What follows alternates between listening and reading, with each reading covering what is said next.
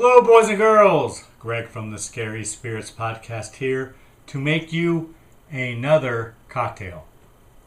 This week's cocktail is the Shark Bite. And as always, is the featured cocktail in today's episode. We're going to start with our shaker with ice. To that, we're going to add 1 ounce simple syrup. So this is going to be sweet, boys and girls, apparently.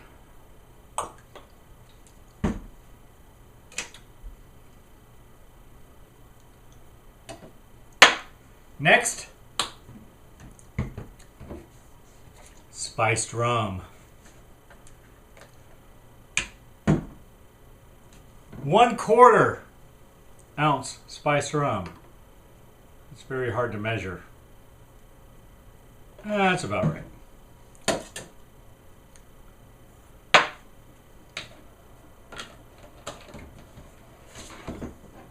Light rum. Another 1/4 ounce. So that's 1/2 ounce of rum. For those of you keeping track.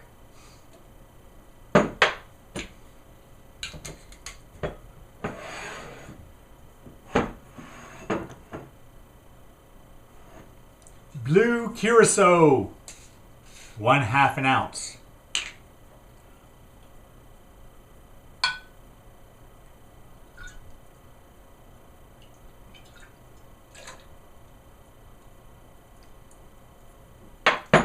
Or more, whatever. It's a beautiful blue color, I'm sure. Lime juice. I'm using not from the plastic line, but Rose's sweet lime juice. 1/2 ounce. Very sweet drink, boys and girls, apparently.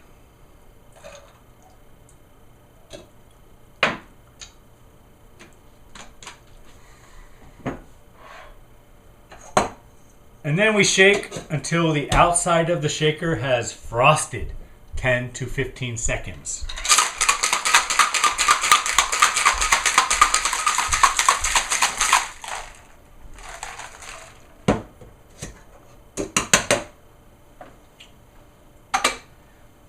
Then we take our glass with ice and we strain the cocktail into the glass. Look at that beautiful blue color. I need more ice, apparently.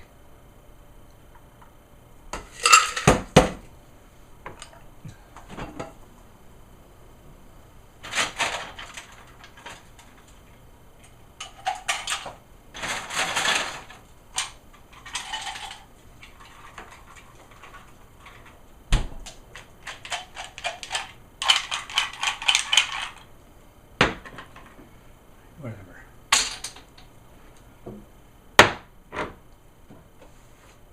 Next, we add grenadine. Drops of grenadine to make it look bloody. Bloody water, boys and girls.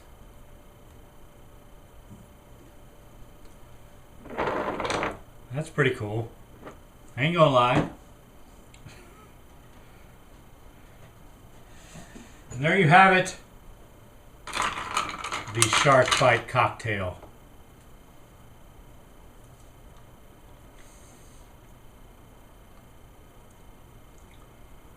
Very sweet, just like I thought. Pretty good though. Alright, thanks for watching. Hope you enjoy the podcast. See ya. Welcome to the Scary Spirits Podcast, where we pair cocktails with films that scarred us for life. This week, we revisit a film from 1975, Jaws, a movie that truly traumatized both Greg and myself. It's the timeless tale of what happens when two kids way too young to view this type of movie, on the big screen no less, watch as no one listens to the scientist, greed runs the show, and a giant shark seems infinitely smarter and hungrier than anyone in the boat or on the shore. But here's a question for you. Is the shark really a villain or just doing as nature intended? After all, sharks do need to eat. Anyway, it's the 50th anniversary of this classic, so we faced our fears and watched. Because nothing says summer fun like dismemberment, childhood trauma, and greed. So pour yourself a shark bite and remember, it's all fun and games until you see the fin. Cheers. Welcome to the Scary Spirits Podcast. Please be advised that the presenters may use adult language and/or discuss adult situations. This podcast is not intended for younger listeners or those that may be easily offended. So, if you're ready, let's go.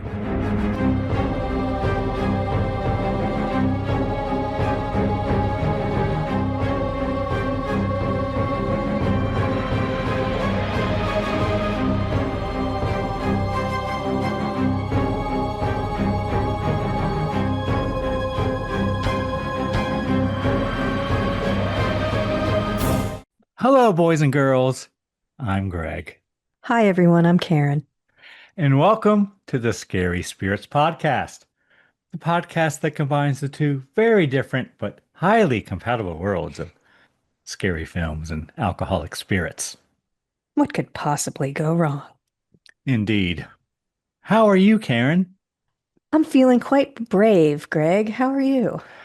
I'm fantastic. I mean, we conquered a fear today. Well, two of us did.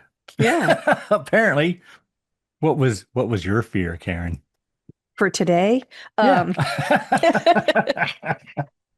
Well, it was a childhood fear of sharks and them coming after me. What about you? Wow, Karen, we are a match. Yes, we are. Look at that. This is So going to be a soon. great episode. Yes. Tell us, Karen, was this film your choice? It was. It's the 50th anniversary, which just freaks me out, right? But yes, 50 years ago. Jaws, 1975, which traumatized both of us because we saw it when we were way too young. Yes, I was under 10, Karen, under 10. And I'm sure you chose this just because it's the 50th anniversary or you want to fucking torture me. Well, that was an added benefit, but I did choose it because it's the 50th anniversary. Okay. It's supposed to come out in theaters. Well, I might go see it because you may have just, instead of torturing me, you may have made me stronger. Yeah, like you've got a triumph now. You're like, now I can go see Jaws, no problem. I can get the shark popcorn bucket. No one's going to stop me now. Look at you. You go.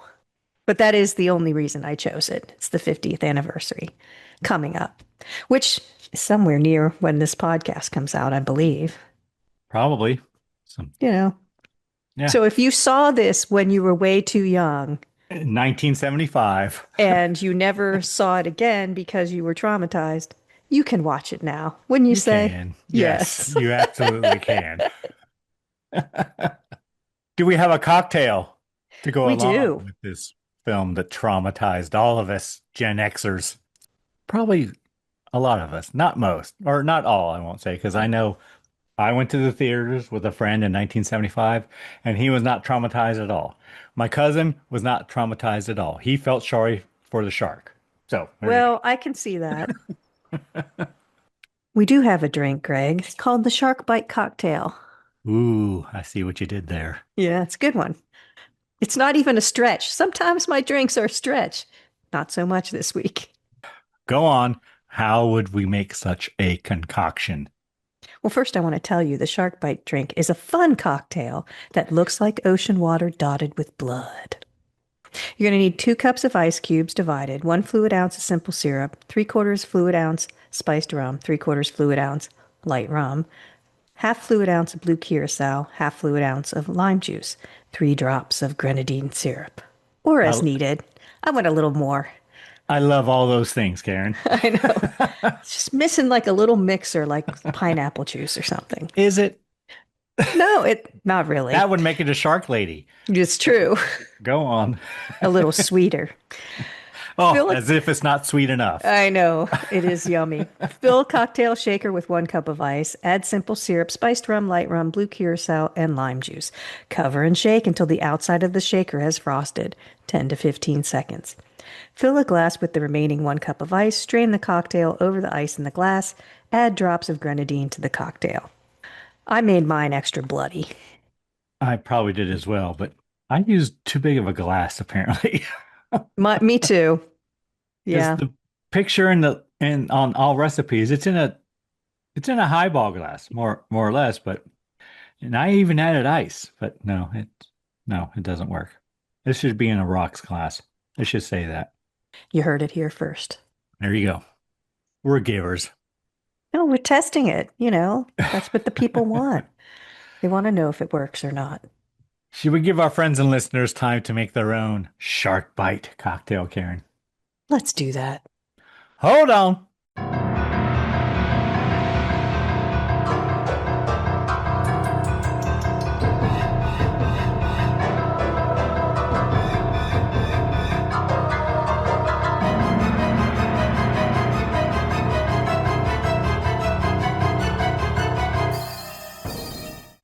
And we're back. Yes, we are. All right, Karen, might you have a brief synopsis of this film that I'm sure no one knows anything about? Sure. You want to hear it? Yes, please. Arrogant white men who want to make a lot of money don't listen to the scientists and people die. Karen, was that Or- a made-up synopsis by you? Or when a young woman is killed by a shark while skinny dipping near the New England tourist town of Amity Island, Police Chief Martin Brody wants to close the beaches. But Mayor Larry Vaughn overrules him, fearing that the loss of tourist revenue will cripple the town. Ichthyologist Matt Hooper and Ooh, grizzled that's a big word. Yeah, I actually knew what that meant. And grizzled ship captain Quint offer to help Brody capture the killer beast, and the trio engage in an epic battle of man versus nature. Yes, an ichthyologist is someone who studies fish. I like that word. Thank you, Karen. We are a match. For the first one or the So second for one? the second one, Karen. Gotcha. Just Although to be clear. if you would have gone with the first one, I'd been okay with it. I'd said, "Oh yeah, that's a much better synopsis than I have." It's a very brief synopsis. Very brief. All right. First, Karen, tell us, have you seen this film before? Yes. And as we've mentioned previously on the podcast, I didn't want to go in a pool after seeing it because I thought the shark might come up through the drain. I was a smart kid. So it scared me then, for sure. So if it scared you, it terrified me because I left halfway through the film. And after watching it now from start to finish, I'm like, oh shit, I got through the worst part. Yeah, I think I know when you left. I was watching it and I'm like, this is when he left. So We'll see if I'm right. we'll see. I remembered a lot of it. Surprisingly, a lot of it. Oh, then maybe I'm wrong. Well, I made it about halfway. But I was under 10 years old, boys and girls. I was just a baby. Yeah, our parents just dropped us off. Go see Jaws. Yeah. You'll be fine. Yeah, go ahead on. Especially if you had an older sibling that took you in. Well, I zero siblings, but it's pretty PG. I had no parental guidance when I walked in there with my friend in 1975. I bet that side boob was so exciting for you. Not gonna lie, I liked the first few minutes of it, Karen. So that was the best part. And the most terrifying. So there you go. All right. Anything you were pleasantly surprised by or really enjoyed after watching it for a second time? Because Yeah, I have not seen it since then. I've seen pieces, I'm sure, over the years. I thought it was really good. I think it's a really good movie. I think it's well cast. I mean, there's some over the top performances, but overall, I didn't even hate the mechanical shark. Most of the time, it looks pretty good. There are times where it's obviously doesn't look great, but most of the time, it looks pretty good to me, especially for 1975. There's some sort of, you can see him trying to be creative with some shots and things. I just think I like the acting a lot. I really liked Richard Dreyfuss and I really liked Roy Schneider. Scheider? Jider. Scheider. Didn't like Quint? He's okay, but um, I just was surprised how much I liked it. Robert Shaw? I thought I was going to watch it and think this is stupid. You know, because sometimes things like this don't age well and they come off cheesy. I didn't really get that from this. The fashion's fun, the swimsuits, especially the swimsuits the little boys wore because my brothers wore those. They almost looked like wool or something. I don't know, but it's kind of fun to see that. And I don't know. I really enjoyed it. It's quite long, and I didn't hardly notice it was long. That's all I have, really. Do you have anything else? Of course, the music is amazing. I think the music may be the most important part. Not throughout the whole thing, but in certain moments. I wrote it's well shot. There's some really good cinematography. Because from the stills I've seen doing my research, it was shot, the opening scene was shot in broad daylight. So they had a good filter. I believed it. I wrote good acting, and I think the casting was very good as well. I had no problem with the shark. Effects were fine. There No, are only like I've brief heard all moments. about the issues with the shark and how it was problematic and blah blah blah, but I didn't knowing that I didn't even notice. Mm-mm, I didn't either. So it was fine. I think, again, just to say, I think it might have affected me a little bit more. We talk a little bit, well, quite a lot actually on the podcast of how your perspective changes what age you watch it. And as a kid, you're watching it from a kid perspective. And of course, there are unfortunate incidents with kids.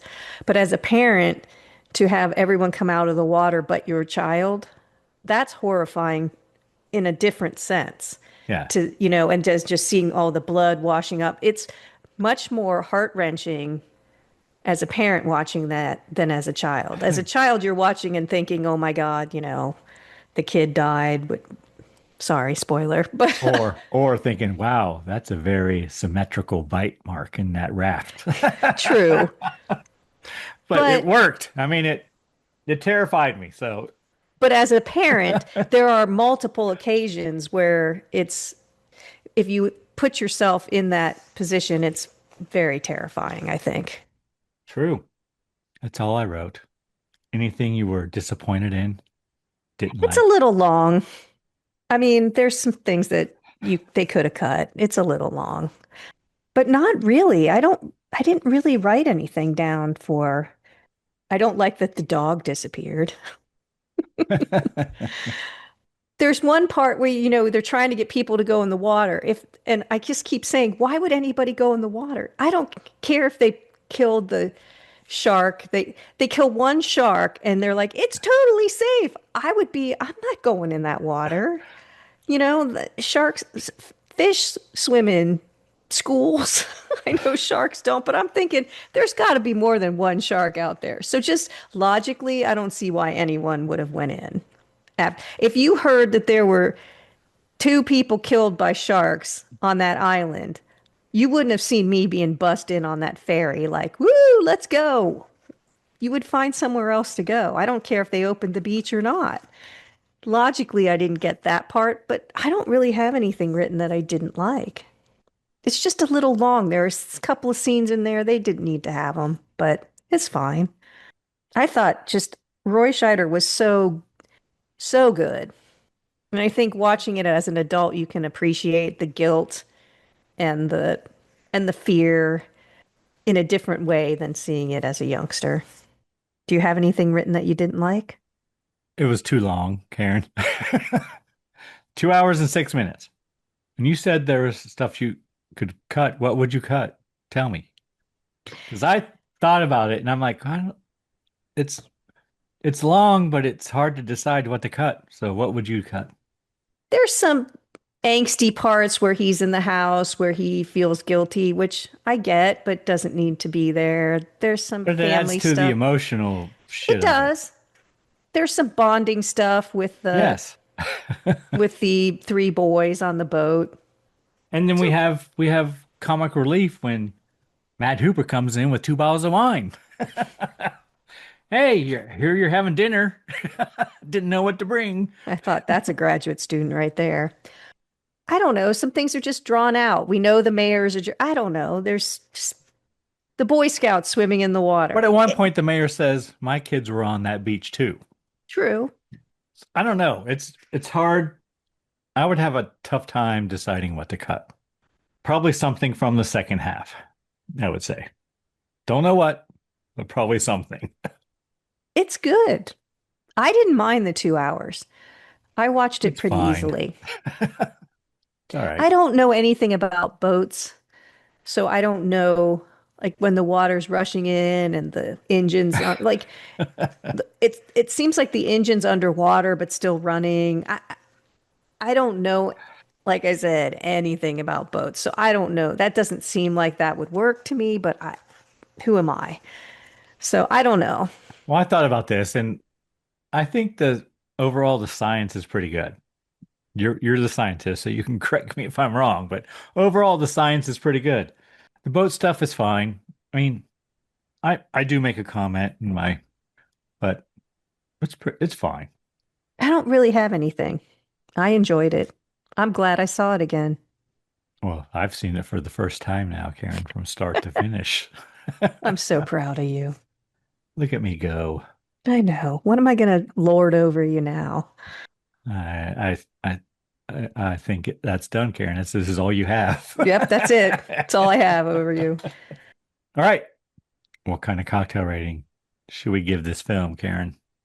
I think it's a 2.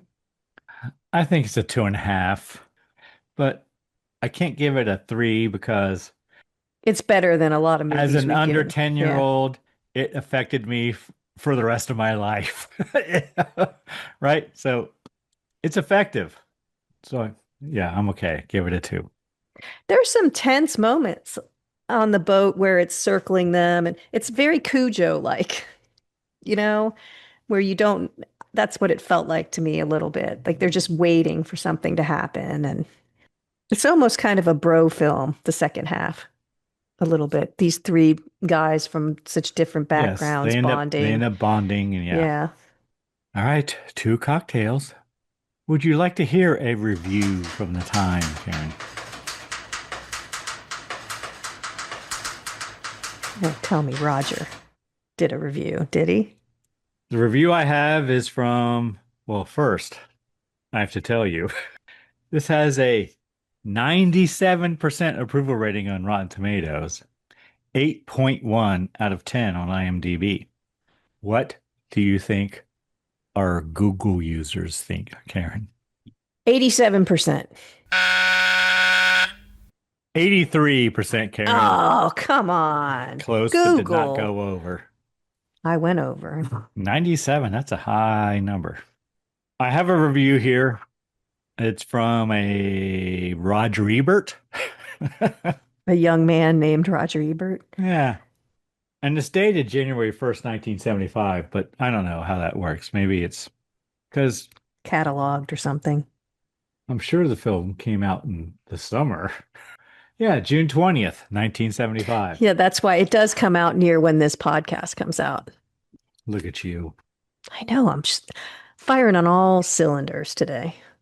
All right. Roger writes, and it's a page long. I'll read the whole thing. I may edit in post, boys and girls. Steven Spielberg's Jaws is a sensationally effective action picture, a scary thriller that works all the better because it's populated with characters that have been developed into human beings we get to know and care about. It's a film that's as frightening as The Exorcist, and yet it's a nicer kind of fright. Somehow more fun because we're being scared by an outdoor adventures saga instead of by a brimstone and vomit devil. The story, as I guess everyone knows by now, he writes in 1975, involves a series of attacks on swimmers by a great white shark, the response of the threatened resort island to its loss of tourist business, and finally, the epic attempt by three men to track the shark and kill it.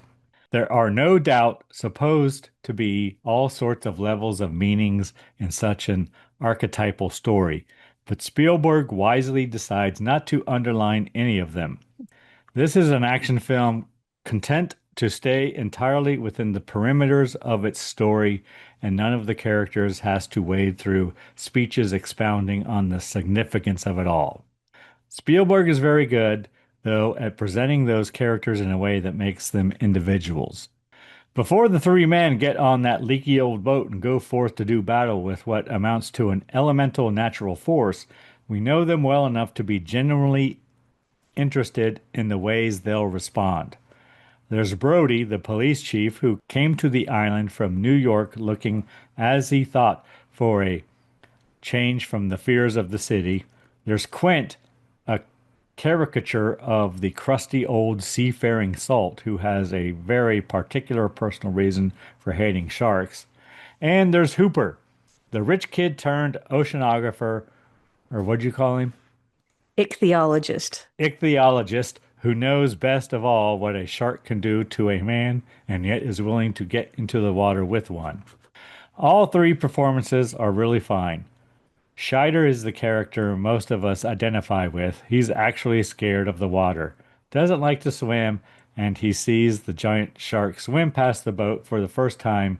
We believe him when he informs Quint very sincerely, "We need a bigger boat." Shaw, who plays Quint, brings a degree of cheerful exaggeration to his role as Quint, stomping around like a cross between Captain Queeg and Captain Hook, and then delivering a compelling 5-minute monologue about the time the USS Indianapolis went down and he was one of more than 1,000 men in the water. By the time the rescue came, 2/3 of them had been killed by sharks. Probably the most inspired piece of casting in the movie is the use of Richard Dreyfuss as the oceanographer, or ichthyologist. Is that the word, Karen? Yes. Ichthyologist? He made this film soon after playing the driven, scheming, overwhelmingly ambitious title character in The Apprenticeship of Dudley Kravitz, and the nice kid, college bound, in American Graffiti. Here he looks properly young, engaging, and scholarly, and introduces the technical material about sharks in a way that reinforces our elemental fear of them. Which brings us to the shark itself. Some of the footage in the film is of an actual great white shark. I thought so, yeah. The rest uses a mechanical shark patterned on the real thing. The illusion is complete. We see the shark close up, we look in its relentless eye, and it just plain feels like a shark. Jaws is a great adventure movie of the kind we don't get very often anymore. It's clean-cut adventure without the gratuitous violence of so many action pictures. It has the necessary amount of blood and guts to work, but none extra. And it's one hell of a good story, brilliantly told. And as I said earlier, it's rated PG. There's not really any gore in it to speak of. There's some limbs. There's a little, but it's very tame. Not when you're 9 or 10 years old. I mean, the captain's chopped in half and, But we don't see it. I mean, he spits blood out of his mouth. No, that's why it's PG. It's kind of brilliant in that it's very effective without showing much. I think it just taps into fear that's already there. All right. Before we get into it, Karen, scene by scene, is the next film my choice? It is. What Hammer film have you picked for us, Greg? Oh, look at you, Karen. Are you cheating? Am I psychic? You're a witch. I've heard that. Film I have chosen is from 1968. It is a Hammer film starring Christopher Lee. What? It is called The Devil Rides Out. At least over in the UK, that's what it was called. It was released here in the States as a different name, but I don't have that handy. But you can find it as The Devil Rides Out. Okay. Is there a reason you picked it, or are we just on a hammer roll? Nope. On a hammer roll, Karen. Nice. Christopher Lee hammer roll specifically. Do you have a drink to go with it? I do. Can't wait to hear. What is it? It's called the Death Angel. Ooh, I like the name. How do you make it? We're going to need 1 ounce of white rum, 1 ounce of amaretto, and orange juice to top off. Did you Easy just, peasy. did you make this up and call it the No, dark? no, no, This no. has all the things you like in it. It's from a website called makemeacocktail.com. So there you Oh, go. We're going to fill a low ball glass with ice, add amaretto and rum, fill the rest of the way with orange juice, stir, and serve. well, that's simple. I know, right? I'm a giver. Well, that sounds delicious.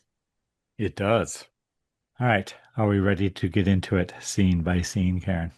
We are. And I will say, don't cheap out and watch it on Tubi like I did, because there's way more commercials than I thought there would be. So you watched it on Tubi, did I you? did, and it was not a wise choice on my part. Did you watch it on Amazon? Our streaming subscription for our TV service includes AMC On Demand. So I watched it on AMC On Demand, or I don't know, maybe AMC Plus. I don't know. But there were a shit ton of commercials, Karen. I had at least 10. But you could fast forward, right? No, Oh, couldn't. you couldn't. Yeah, so Tubi Not got on me the too. streaming. Couldn't. So They were in the all, future, I would pay. yeah, they were all a half a minute, 30 seconds, except for the first one, which was two. So it was a minute. Oh, I had long breaks, like 5 minutes at a time. No, I did not suffer through that, Karen. I would have quit and bought it at Well, that I was point. already see what they do. They're smart. They do short ones and they do one long one in the beginning, right? And then they did like a short one or two brief ones. And then about halfway in, they start doing like 5 minute ones. Well, I'm already halfway in now. I'm like, I can't leave now. So like Oh, smart, yes, you can. You can rent it on Amazon and just I guess. move the Yeah. little cursor to halfway and then But then I click paid it. for half a movie. True. All right. Jaws from 1975. And right here, I have to say that this was a big thing in 1975 for those of you who don't remember. But I remember they even came back in the. So my cousin from Detroit Rock City came to stay with me the summer of 1978 for a couple weeks. And we decided one night to go to the movies. And my my parents and I went and saw Grease in 1978 because that's when it came out. My cousin, he wanted to see Jaws, so he went to see Jaws in 1978. So they must have re-released it. I don't think it ran from 75 to 78, but I know for a fact he saw Jaws in 1978. Interesting. So it's probably a summer thing. Like, ooh, let's re-release Jaws for the summer. All right, Karen, it's rated PG, which I was kind of surprised at when I read it. Did we see you didn't see it in 78, because so then I saw it in 75. Are we I sure saw it we in saw it in 75. 75? I saw it in 75. All right. I know I did. I'm not sure, but I think I must have. Oh, so maybe you were way older than I was. Yeah, maybe. 78. Yeah, but I don't think it would Woo! have affected me that much. Way older than that. 3 years older. All right. It's rated PG, Karen, for flashing lights, according to Amazon, I think. That's where I Hmm. got this. No other warnings, apparently. Just flashing lights. Film starts, and I don't even remember flashing lights, but whatever. Film starts, we have credits. And then I wrote campfire. Chrissy tries to make a love connection, goes skinny dipping, and gets eaten by a shark. Well, that's succinct. I know. I was kind of laughing. It's a campfire on the beach and it's young adults, teenagers. And I was just kind of laughing watching it going, because, they're all sitting around, they're passing Yep. cigarettes. Smoking Marlboros. Yeah, and kissy facing and stuff. And if that was your part in the movie, you're like, here I am, and there I go, because it just pans across all the partiers. I just thought that was kind of funny. Hey, Dad, I'm in a movie. But yeah, that's so she tries to make a love connection, but the guy is very drunk. So they just kind of eyeball each other over the smoky fire. It's a burning trash can, but whatever. She runs off, and as she runs, she's losing her clothes, taking off her clothes. He's trying to keep up. He can't. He's drunk, which is, they overemphasize that because he doesn't help her because he basically passes out in the sand. That's how drunk he is. He can't get his clothes off. She doesn't appear drunk at all. Probably the most terrifying scene in all of cinema, Karen. She goes I've in read an naked. article that actually said that the most terrifying scene in all of cinema. She The does a first good, scene is the worst scene of the whole film. I guess, because you don't know what's going to happen. And But it's all she shot apparently in daylight, but look use a really nighttime. good filter. But she does a great job She does. acting it out. She goes out, she does a nice backstroke out there and some synchronized swimming and she's treading water, but then, you know, she acts. I don't know if someone was underneath her pulling her I can tell down. you that, Karen. So she was wearing jean shorts cut off that had metal like grommets or whatever on each side, one on the left, one on the right, and there were two men dragging her back and forth through the Okay. water, under the water, I Okay. assume.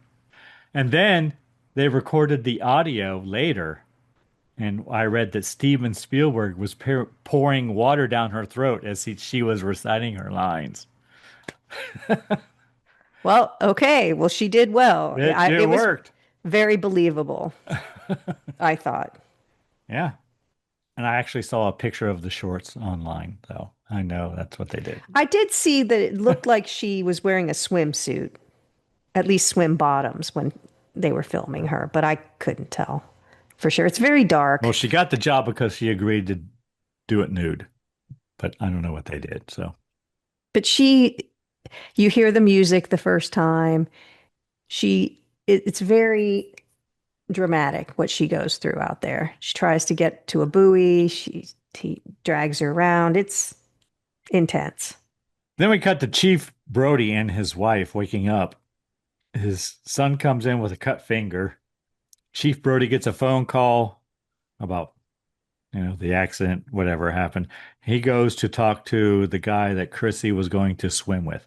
Her name is Chrissy. Yeah, and they're in the town of Amity, which is not a real town. But I wondered if it's so close to Amityville.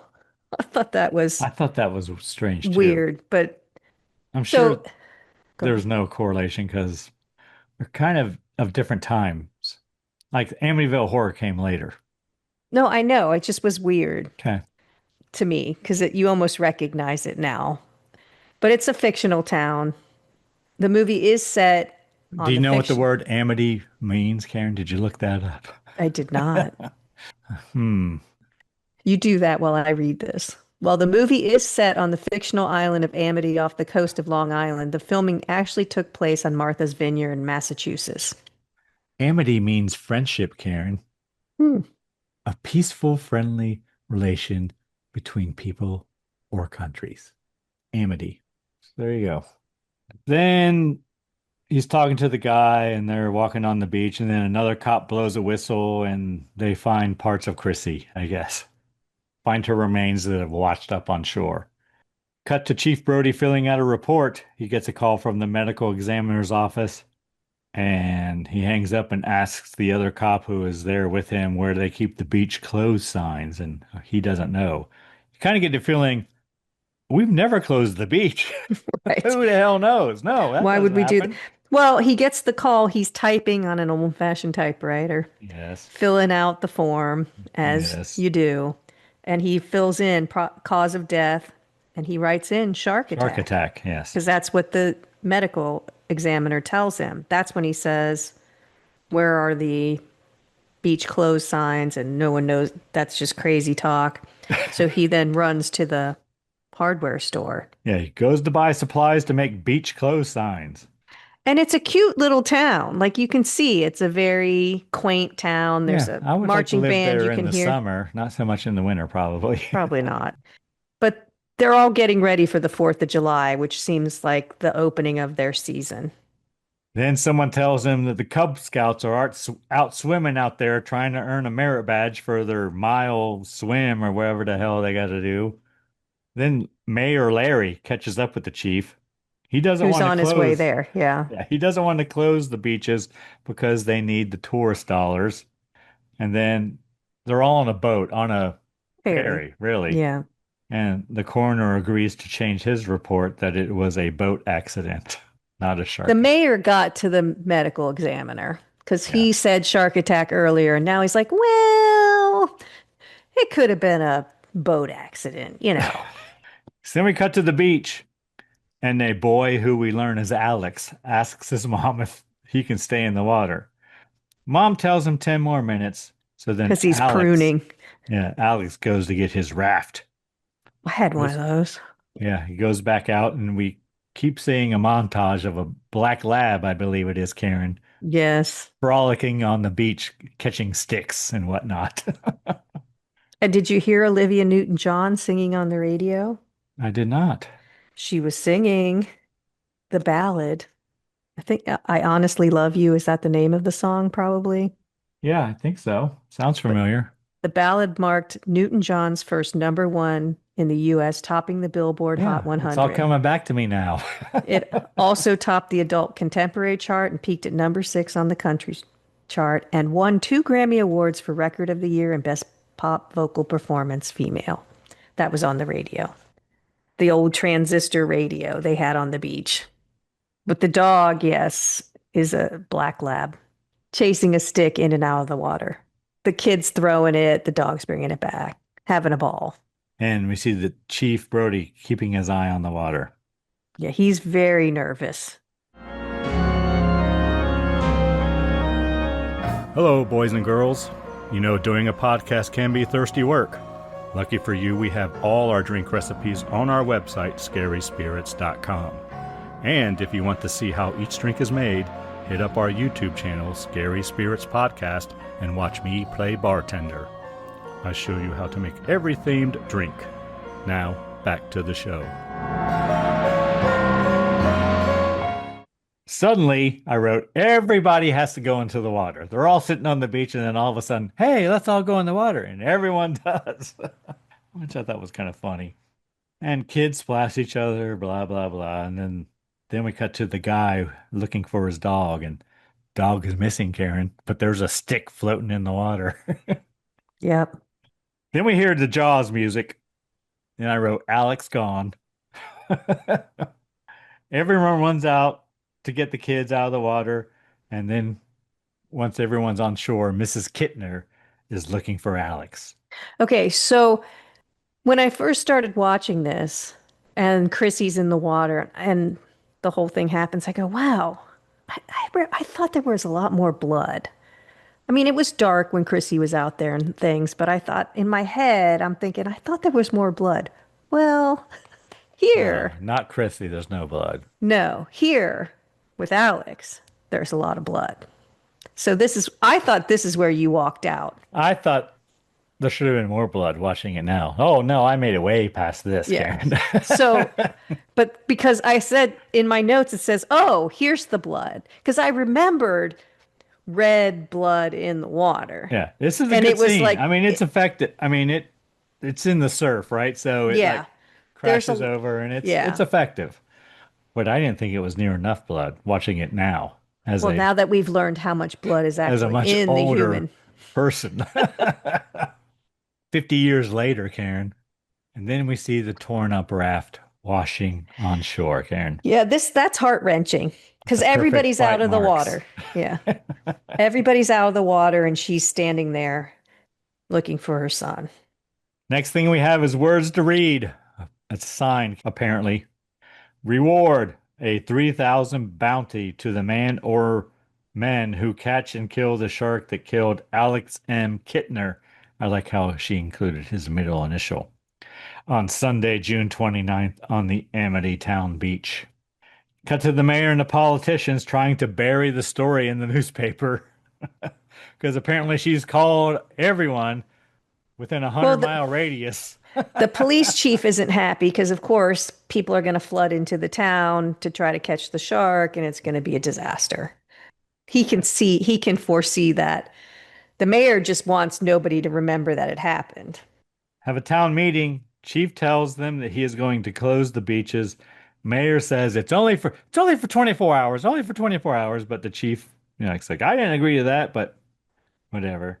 And then Quint, who we learn is Quint, in the back of the room, runs Crusty his old crab. runs his fingernails down the chalkboard, Karen, and he says he'll catch the shark, but he wants $10,000 to catch and kill it. He'll find it for 3, but to catch and kill it, he'll need 10. And how much you think that is in today's money? 50 years ago, I'm going to say $50,000. Not bad. 59,442.19. So basically 60,000. It's not a bad guess though. Thank you, Karen. Mayor says, we'll take it under advisement. Yeah, we'll think about it. We're going to think about it. Thank you for your offer. So then we cut to Chief Brody reading about sharks. Mrs. Brody, his wife, brings him a drink and asks if he wants to get drunk and fool around, Karen. He's like, yeah. Looks like a whiskey. Don't think it's brandy. Well, it probably is. Brandy cures everything. But I said he seems afraid of the water. This is the first time I noticed that he's not comfortable around water. I said, I wonder if he doesn't know how to swim. And then they see their son is on a boat he owns or whatever, He got for his birthday or something. tied to a dock. It's like a little sailboat thing. Chief tries to get him to come out. He gets, get out of the water. At first, Mrs. Brody is like, no, he's fine. He's not in the water. But then she looks at a picture of, in the book of that Chief Brody was looking at, a picture of a shark biting through a boat. And then she demands that the child get out of the water immediately. Yeah, that was pretty funny. Then we cut to fishermen baiting a big hook and a chain on a chain, and they tie it to a dock. Well, I don't know if they're fishermen. I think they're islanders, as they call themselves. Cut to Chief looking at pictures of sharks and pictures of shark attack victims. Back to the dock. Theme music I wrote. They're kind of like two drunk guys kind of trying to win the $3,000. Something takes the bait from their hook and swims out. The dock collapses into the water with one of the fishermen. Fisherman swims to the dock. His friend pulls him up. That was a But it's close call. intense. I mean, sharks coming, guys swimming. Well, we don't know it's a shark. Something takes the bait. You assume, I guess. We had the music. That's true. Cut to lots of fishermen, Karen, I wrote. Chief Brody trying to keep everyone safe on the boats. Matt Hooper arrives, the ichthyologist, Yes. and tries to help. Chief Brody wants to put roadblocks to keep fishermen from coming because apparently They're all coming for the $3,000. they're all coming for the money. Matt Hooper introduces himself to the chief, and I wrote he's an oceanographer, but no, he's an ichthyologist. He's from some oceanography place, though, he says. Cut to fishermen chumming the water, Karen. And another one throws explosives into the water. Yeah. Just It's kind of crazy. Matt Hooper wants to inspect the remains of Chrissy. He records what he sees as they bring out the box. Not much left of her, I wrote. And then Matt Hooper chastises them for writing it up as a boat accident. He says he it was is a shark. yeah, he's viscerally affected by what he sees in the box. And he does a pretty good job of Yeah, he letting keeps his cool and records does, what but- he sees, but but you can see that he's obviously toughing it out. yes. So then we cut to someone catching a shark, apparently. Chief and Matt Hooper examine the shark. Matt Hooper measures the mouth of the shark. I wrote, everyone very proud of themselves. Yes. Everybody's happy too because Yeah. ta-da, they can open the beaches because they caught a shark. Everyone except Matt. Matt is not so sure the shark is the one they are looking for. The bite radius does not match that of the victim. He wants to cut the shark's stomach open to see what it has eaten in the last 24 hours. Yeah, okay. So he says Mayor refuses. what they have is a tiger shark. he That's what he says. says. Yes. So tiger sharks do kill humans, although attacks are rare. Tiger sharks are considered one of the big three shark species responsible for unprovoked attacks on humans, along with great white sharks and bull sharks. Tiger sharks are large and powerful, and their teeth are designed for shearing, making their bites potentially devastating. Mayor refuses because he doesn't want little Alex Kittner s- coming out all over the dock. Right. They don't want to split it open right there and have him, Especially now that Mrs. Kittner has arrived. yes, And she in her. slaps Chief Brody. Well, she's all in black. She's probably just come from the funeral, and she says, "You knew, that there was a shark out there, and you let She just everybody in the learned that there water." was a shark attack from a young woman was attacked and he did nothing. So then we cut to the chief back at his house at dinner. He doesn't seem to be eating though. He doesn't. He seems like he just lost his appetite. But his little boy, his youngest son, mimics everything he does. Yeah, that was cute. And he asks his son for a kiss just because. Then Matt Hooper arrives and he has wine, Karen.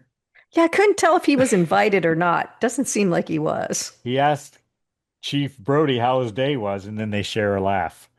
Then Matt eats the chief's dinner because he says, anyone going to eat this? And he says, I brought red and white because I didn't know what we were having. But he basically invites himself to dinner.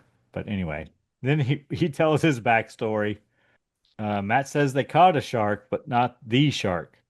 And the chief pours himself a big glass of red wine, Karen. So apparently they're having something that goes with red wine. He pours himself a pint of red wine, and then he pours the others just a little wine glass full. So then the chief and Matt discuss sharks, and they decide they're going to cut that shark open. Go to the dock. Matt cuts the shark open, and he begins throwing out the stomach contents. And they find a Louisiana license plate.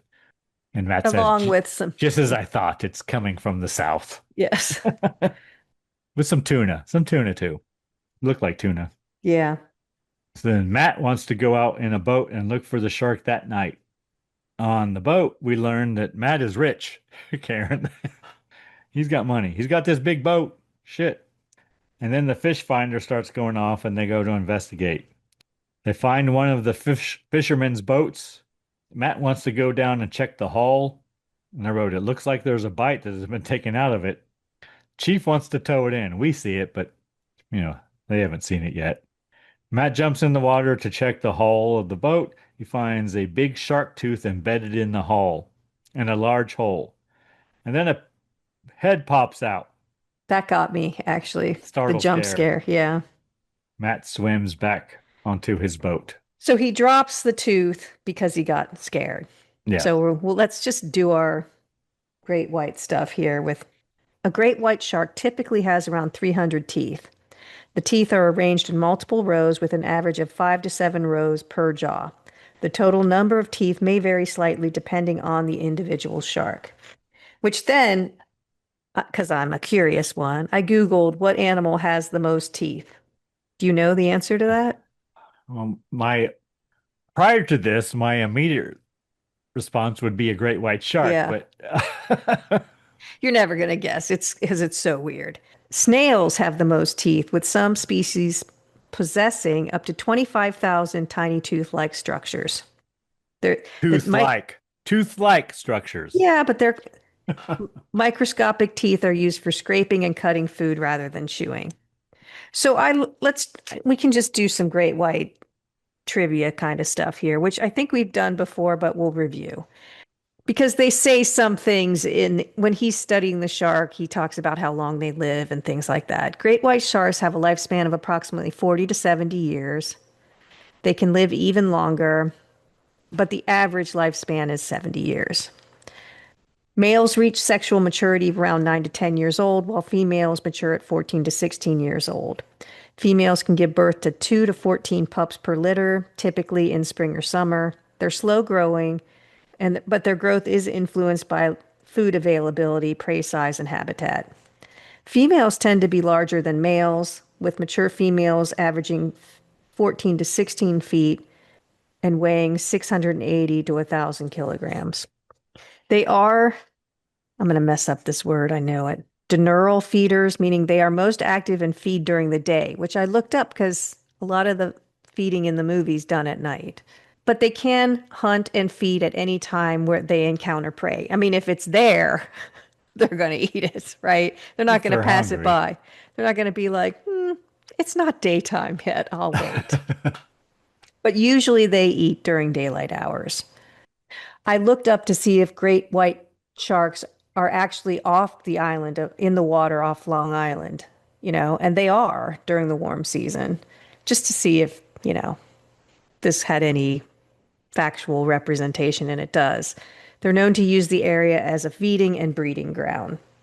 Apparently, Karen, I learned this week that the largest recorded great white shark that is still living is on its way to North Carolina, I believe. Just so you know.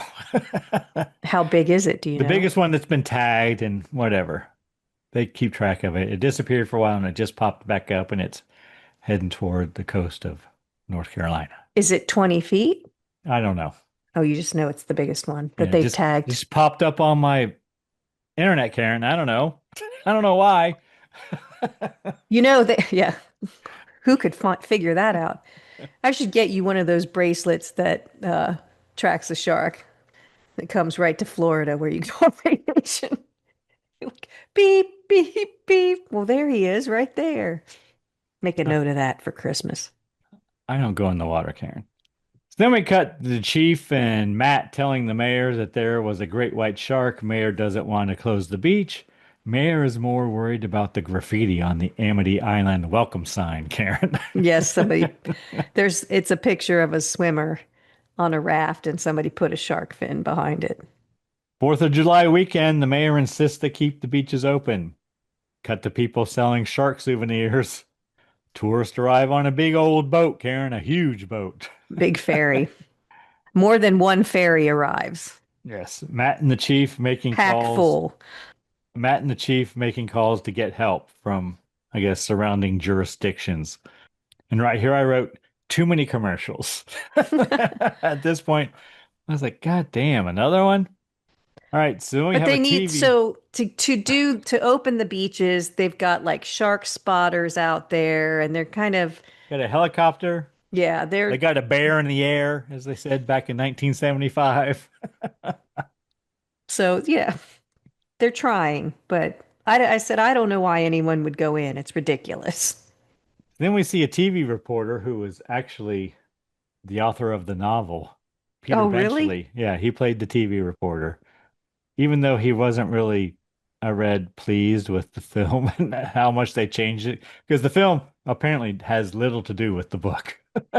Oh, really? Yeah, I've never read the book. I haven't either. But TV reporter played by Peter Benchley is making a report about the killer shark.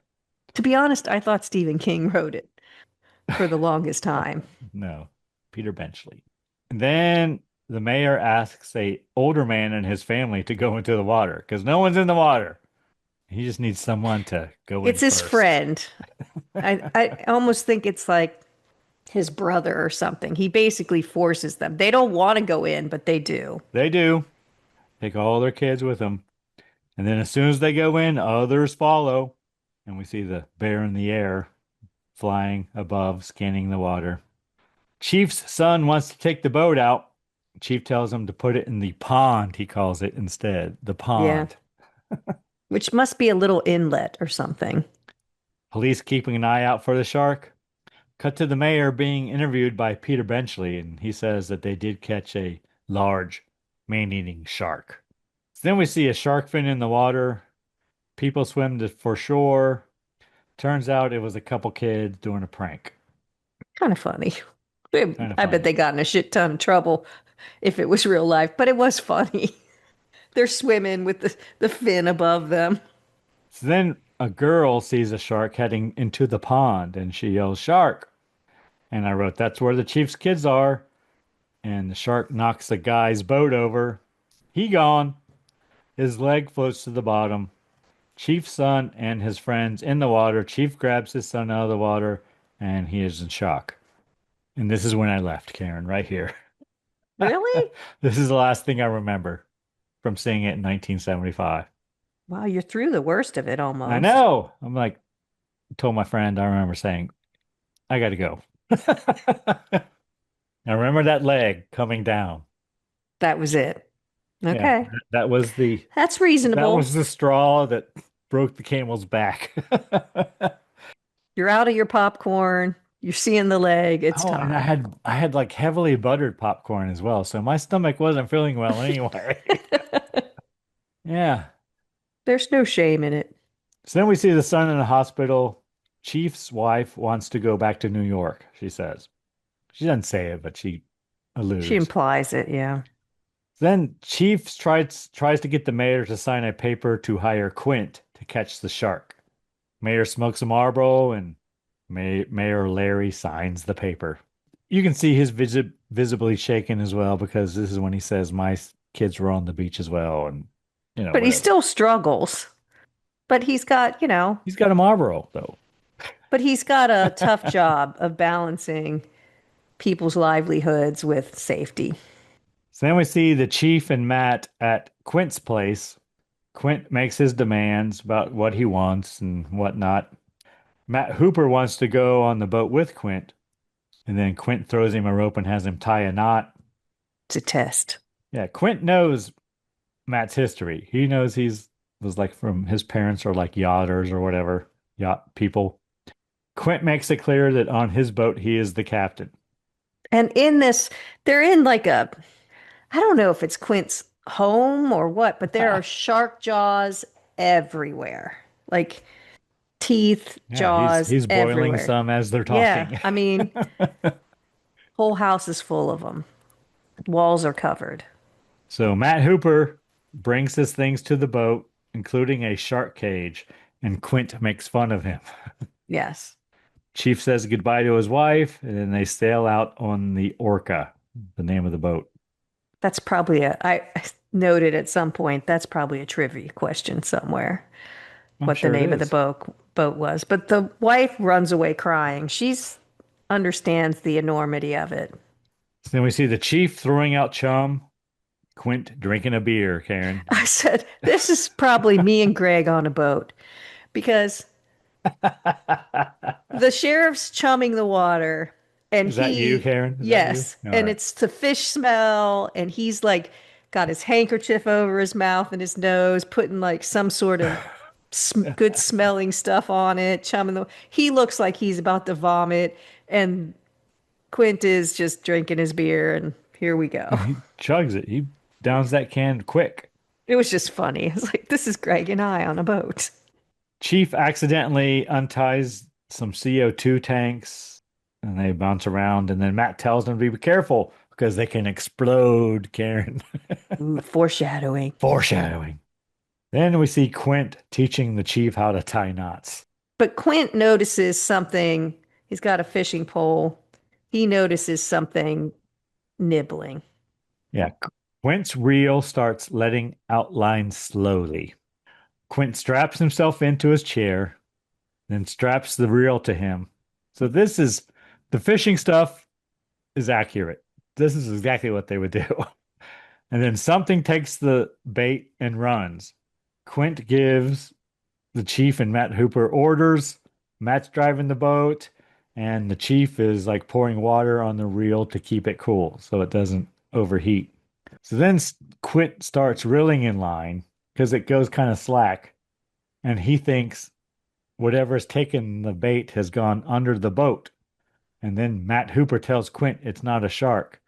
But then the line breaks, and then Quint and Hooper have words. And it's like it's a metal line, right? They have a metal Yeah, he calls it a piano wire, yes, wire, but going to like the threaded. So yeah, it's a leader, they call it. And Chief smokes a Marlboro, Karen, I wrote. So then Quint tells the chief to throw some more chum out. And as he's doing it, these shark surfaces. Chief backs up and tells Quint, we're going to need a bigger boat. yeah, he backs because he sees it. The other guys don't see it. And Yeah. he's kind of in shock, walking backwards away from it. And he goes into I don't know what you call that, where the captain is inside and says, the famous line. So then the shark follows them, and Matt Hooper says it's a 25-foot shark. Because it's Quint, going around where they could see it. It's kind of yeah. circling the boat. Quint gets his harpoon gun together. He's putting together his gun.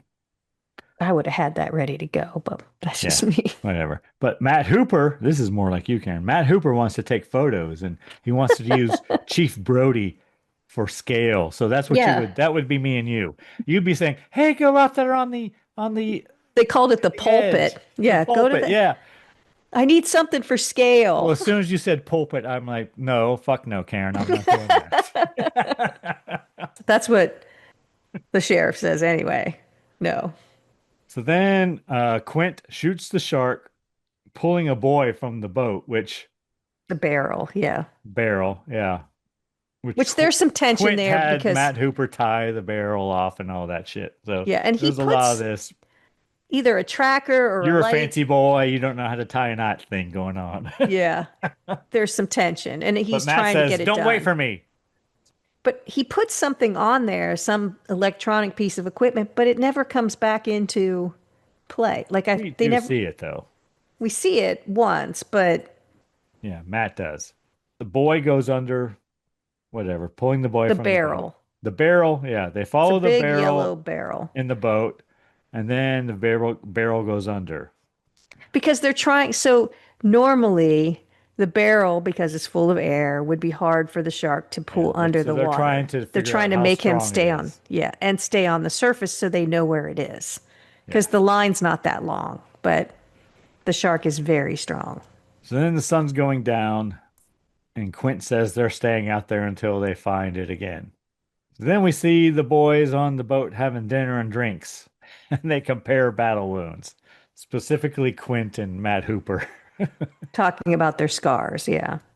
And then Quint tells the story of being on the USS Indianapolis. It was sunk by the Japanese. They were in shark infested waters, but no distress signal had been sent because it was a top secret operation. Quint says shark has lifeless eyes until they bite you and then their eyes roll over white. And then he talks about watching his shipmates die and getting eaten by sharks. So is that true? I don't know. Oh, I guess it was a top secret mission, so we wouldn't know. I just wondered if they were working off some sort of factual. But what he had on his arm was a scar, and the sheriff says, "What was that?" And it's a he removed his tattoo after that, his Navy, I guess, tattoo. But he USS talks, Indianapolis was a ship, Karen. It did go down in 1945. Completed its top secret high speed trip to deliver uranium and other components for the first nuclear weapon, which oh, Quint he talks talked about, about, yeah. and departed the Philippines. And then on 0500, so basically 12:15 on July 30th a.m., ship was torpedoed by the Japanese and sank in 12 minutes. I think he said that too. Of the 1,195 crewmen aboard, about 300 went down with the ship. The remaining 890 faced exposure, dehydration, saltwater poisoning, and shark attacks while stranded in the open ocean. There you go. It is a true story. But he was saying things like they ate six men an hour. One of his friends, he went up to him. He was bobbing in the water. He thought he was sleeping, but it turns out he had been bitten in half. And it took him a long time to get to him. And he said the scariest part was waiting because they were pulling them out, I guess by helicopter maybe or something. And you had to wait your turn. And so you're just, am I going to make it or am I not going to make it? Yeah. So it's pretty intense. Then they hear a whale, and Quint sings a song. And then Matt and Quint sing a song together. Then they all sing the song. Limericks, I wrote. Then we see a barrel heading towards the boat. All the boys singing. Something hits the boat. Taken in water, a fire starts, and the lights go out. Quint gets his gun and starts shooting at the shark. Chief has his handgun, and then we see a shooting star behind him, Karen, I wrote. And then I cut the commercial right here for 30 seconds. Well, I thought that was cool. A shooting star, like in the I sky. didn't see it. No, that's cool. Next morning, making repairs to the boat, barrel pops up from the water again, and they try to snag the barrel. Matt Hooper pulls it in, and the shark surfaces. Chief runs to the radio and tries to call the Coast Guard, and Quint breaks the radio. Yeah, why? I didn't understand that. Why wouldn't he want help? Don't need no Coast Guard. We don't need a stinking Coast Guard. I get that, but somebody should have known where they were. The That hell's the part, Coast Guard gonna do? well, they're taking on water. Not yet. Well, a little bit. A little. They are little. Shark surfaces again. Matt Hooper hooks another barrel up to the harpoon gun. Quint shoots the shark with it. Shark takes the barrel and runs. They follow it in the boat. But I wrote, apparently the boat is working now. Yes. That's fine. Quint shoots the shark with another harpoon. And then Chief Brody shoots at it with his handgun. More barrels in the water. So there's 3 now. Barrels go down but pop back up. They snag the barrels again. They tie them off to the boat. Just like, that's not smart. Matt Hooper gets caught in the rope, though. Chief frees him, and the shark begins pulling the boat. Shark And surfaces. it's got 3 barrels on it now, and Yeah, it could still 3 go barrels. under. Yeah. Shark surfaces and tries to chew through the ropes. Quint shoots it with another harpoon, and they try to untie the ropes from the boat, but they can't because they're too tight. Shark goes on a run, and then Quint grabs a machete and cuts the ropes. Barrels go down and pop back up, and then the barrels head for the boat and then go under. Shark is chasing the boat. Quint tries to draw the shark into shallow waters. At one point, he says it's either stupid or very smart. Right. Well, and at one point, too, the sheriff says, why aren't we luring the shark towards the shore rather than following the shark out into the ocean? I Yes. said, that's a smart man. That is smart. So then we see Quint pushing the boat, giving it all it's got, heading to shallow waters. Which Matt doesn't like. It's smoking. Yep. Quint singing his song. But then he blows the engine. The engine blows. He goes down and then he looks at life jackets. Which 'Cause he had said he earlier would never wear one. wear one, right? Never again. There are 2 on the boat, and he gives one to Matt and one to the chief. Which is foreboding that he's given them. Here you go. We're going down. Matt Hooper thinks if he gets in the cage, he may be able to stab the shark in the mouth and drug it, Karen. Yeah, I didn't hear what they said it was, but when he's pulling it out with the big syringe, it says poison on it. They put the cage together. Matt gets in the cage, and they lower him into the water. And the comes... shark is definitely chasing them. Like, the shark is now taunting them. Yeah. You know, he's definitely, he or she, I don't know, circling the boat, going under. According to your research, it's probably a female. Yeah. You go, girl. Even though it was named Bruce. But shark comes to the cage. Shark sneaks around, and he hits the back of the cage. He does coming from the rear, he does a military thing there. He flanks him. Matt drops his drug gun. And his arms are outside the cage the whole time. I'm like, what are you doing? He's like holding it outside the cage. It's like, dude, get your arms in. Yes, Keep your he has a lot arms. of courage, though. So Keep your arms inside the ride at all times. the cage has a big hole in it. Shark Yeah, comes the shark back is and just like rams destroying the cage it. repeatedly. Yeah. Shark gets his head into the cage. Matt Hooper stabs it with a knife, and then Matt Hooper escapes the cage and swims to the bottom. Yeah, I thought, is he trying to get the poison? He wouldn't be able to see. It'd be too dark. No, he wouldn't. So then Quint and Chief Brody But pull he the hides cage like up. in like a Yeah. little reef or something. Yes. Chief and Quint Brody pull the cage up. Don't look good. The block and tackle breaks, Karen. It did. I was like, oh no. But Oh, wait, there is one thing. Okay, we got to back up just a little bit. Before Matt goes into the cage, he spits in his goggles. yes, and he says, I don't have any spit because he's nervous. But just in case you all wondered, everybody spits in their goggles to keep it clear, keep condensation Apparently. off of it. You want to know why that works? Probably because you're saliva is warmer than the water around it or something like that. Spitting into your goggles and rubbing the saliva around the lenses is a simple and effective way to prevent fogging. Saliva acts as a surfactant, which breaks down the surface Yes, tension of the water, surfactant. preventing it from sticking to the lenses and forming fog. This creates a thin film that deters condensation and keeps your goggles clear. Okay, shark is attacking. Proceed. Block and tackle breaks. Yes, that was very exciting. Quint rigs it up again on They're a still trying to hook, get the cage out of the water. and they pull the cage up and it's torn to pieces. Yeah. Shark surfaces and jumps onto the boat. Shark gets Quint. He gone.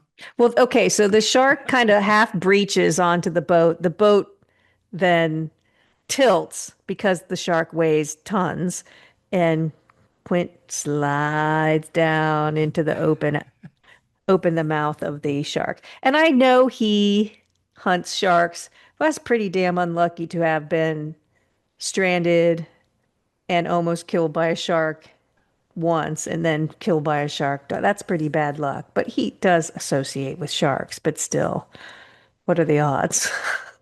And But right yeah, here he goes feet first into the shark. I wrote, why isn't the boat sinking? Yeah.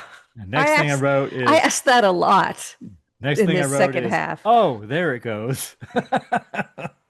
So the shark breaks into the boat, the cabin, I guess is what we'll call it. And Yeah, Chief that's the Brody word.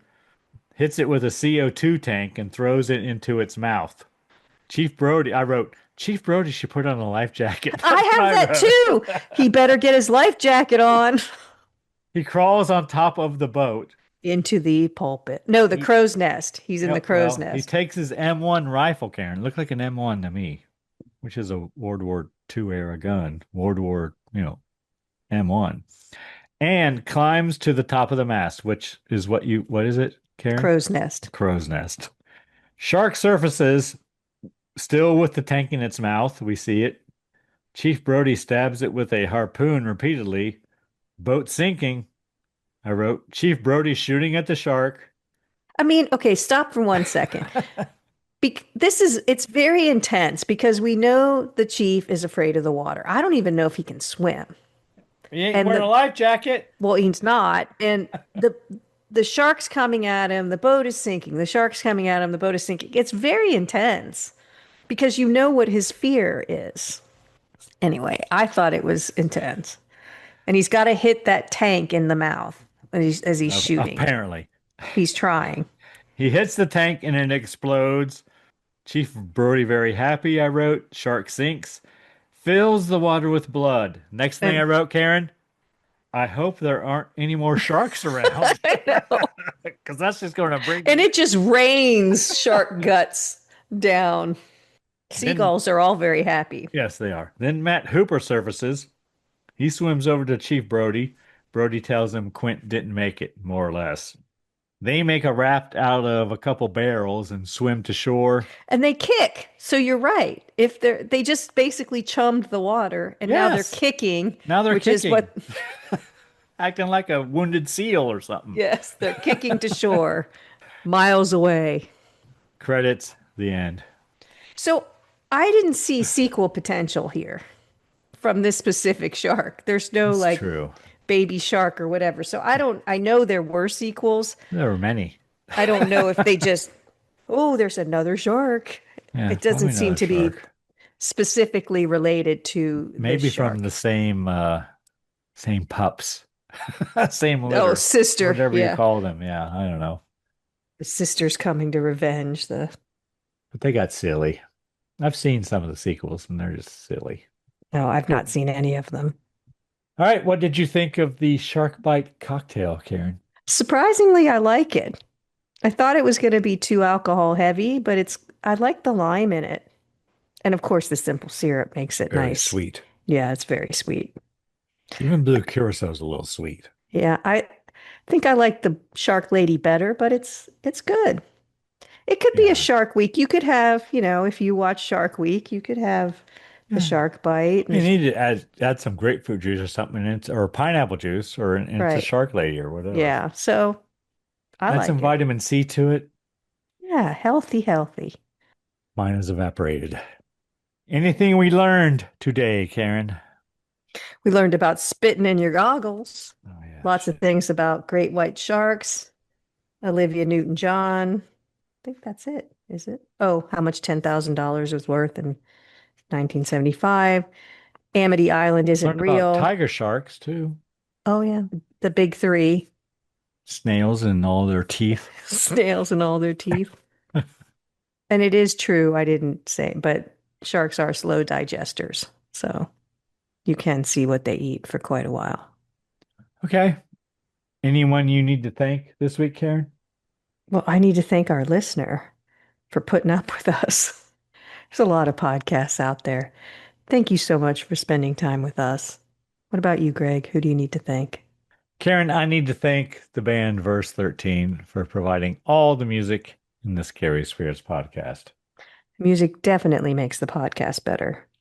Anything else, Karen? Please drink responsibly. Yes. Hey, it's Karen, and I'm here to talk to you about getting social with us. Did you know you can follow us on Facebook, Instagram, and YouTube at Scary Spirits Podcast? Or check out our website, scaryspirits.com. If you have something to say, email us at info@scaryspirits.com. And as always, thanks so much for listening. Please drink responsibly.